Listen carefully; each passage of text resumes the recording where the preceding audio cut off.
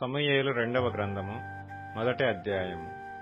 దావీదు అమాలేకీయులను హతము చేసి తిరిగి వచ్చెను.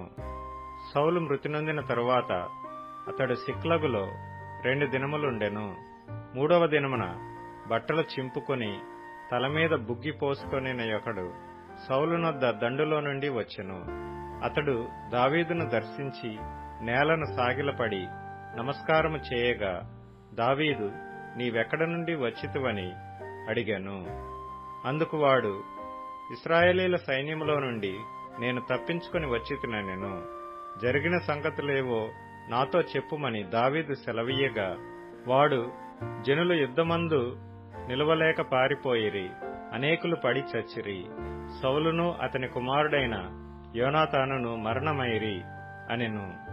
సౌలును అతని కుమారుడైన యోనాతానును మరణమైరని నీకెలాగు తెలిసినది అని దావీదు వాని నడగగా, వాడిట్లనెను, గిల్బోవ పర్వతమునకు నేను అకస్మాత్తుగా వచ్చినప్పుడు సౌలు తన ఈటె మీద ఆనుకొని ఉండెను.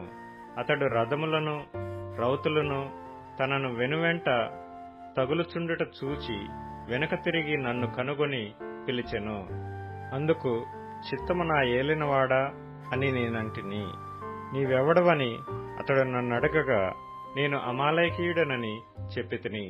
అతడు, నా ప్రాణము ఇంకా నాలో ఉన్నది గాని తల త్రిప్పు చేత నేను బహుబాధపడుచున్నాను.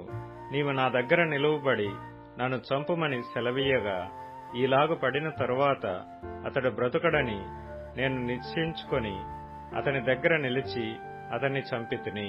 తరువాత అతని తలమీదనున్న కిరీటమును హస్తకంకణములను తీసుకుని, నా ఏలినవాడవైన నీ యొద్దకు వాటిని తెచ్చియున్నాను అనెను.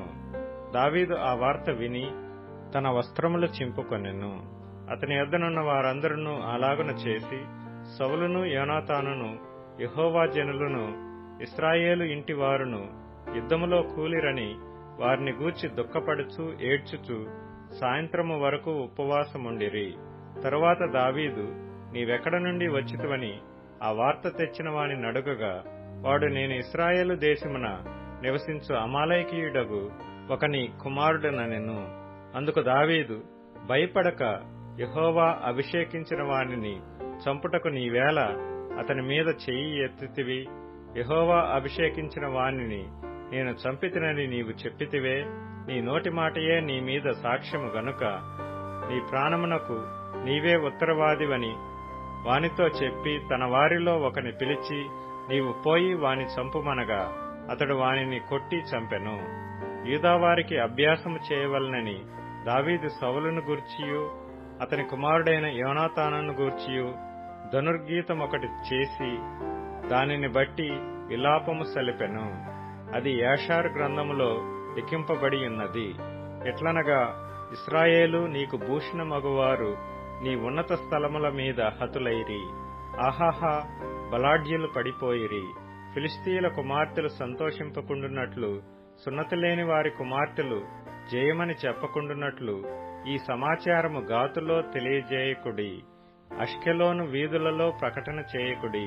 గిల్బోవ పర్వతములారా, మీ మీద మంచైనను వర్షమైనను ప్రథమ ఫలార్పణకు తగిన పైరుగల చేలైనను లేకపోవునుగాక. బలాఢ్యుల డాళ్లు అవమానముగా పారవేయబడెను.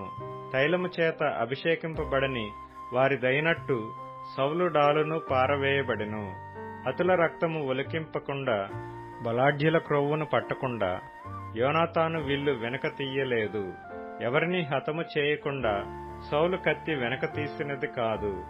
సౌలును యోనాతానును తమ బ్రతుకునందు సరస్సులుగాను నెనరు గలవారుగాను ఉండిరి. తమ మరణమందైనను వారు ఒకరినొకరు ఎడబాసిన వారు కారు. వారు పక్షిరాజుల కంటే వడిగలవారు, సింహముల కంటే బలము గలవారు. ఇశ్రాయేలీల కుమార్తెలారా, సౌలును గూర్చి ఏడ్వుడి. అతడు మీకు ఇంపైన రక్తవర్ణపు వస్త్రములు ధరింపజేసినవాడు, బంగారు నగలు మీకు పెట్టినవాడు. యుద్ధరంగమునందు బలాఢ్యులు పడియున్నారు. నీ ఉన్నత స్థలములలో యోనాతాను హతమాయెను. నా సహోదరుడా యోనాతానా, నీవు నాకు అతి మనోహరుడవై ఇంటివి. నీ నిమిత్తము నేను బహుశోకము నొందుచున్నాను. నా యందు నీకున్న ప్రేమ బహు వింతైనది. స్త్రీలు చూపు ప్రేమ కంటెను అది అధికమైనది. అయ్యయ్యో, బలాఢ్యులు పడిపోయిరి, యుద్ధ సన్నద్ధులు నశించిపోయిరి.